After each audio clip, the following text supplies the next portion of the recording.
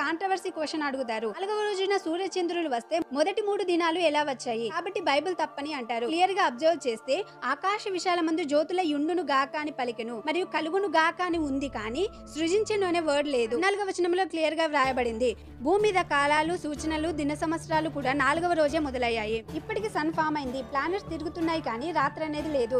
18వ వచనంలో వెలుగును చీకటిని వేరుపరిచెను, అప్పటి నుండి రాత్రి అనేది మొదలైంది. సైన్స్ ప్రకారం రాత్రి అనేది ఎలా మొదలైంది ఇప్పుడు చూద్దాం. భూమి చుట్టూ నెబ్యులర్ గ్యాసెస్ ఉన్నాయి, సూర్యుడు చంద్రుడు కూడా తిరుగుతున్నాడు. సోలార్ సిస్టమ్ ఫామ్ అవుతున్నప్పుడు అక్కడ రాత్రి పగలు అవ్వాలంటే నెబ్యులర్ గ్యాసెస్ వెళ్ళిపోవాలి. హబుల్ టెలిస్కోప్ డీప్ గా జూమ్ చేసి తీసిన పిక్స్ చాలా దొరుకుతాయి. ఫస్ట్ పిక్ లో నెబ్యులర్ గ్యాస్ ఉంది, సెకండ్ పిక్ లో సన్ ఫామ్ అయి రొటేట్ అవుతూ అక్రేషన్ డిస్క్ ఫామ్ చేసుకుంది. థర్డ్ పిక్ లో after supernova planets form అవుతున్నాయి. ఫోర్త్ పిక్ లో ఈ నెబ్యులర్ గ్యాసెస్ డిసపియర్ అయింది. నెబ్యులర్ గ్యాసెస్ డిసపియర్ అవ్వగానే అప్పటి నుండి పగలు రాత్రి వచ్చాయి. ఆది కాండంలో చెప్పింది సైంటిఫిక్ గా ప్రూవ్ అయింది.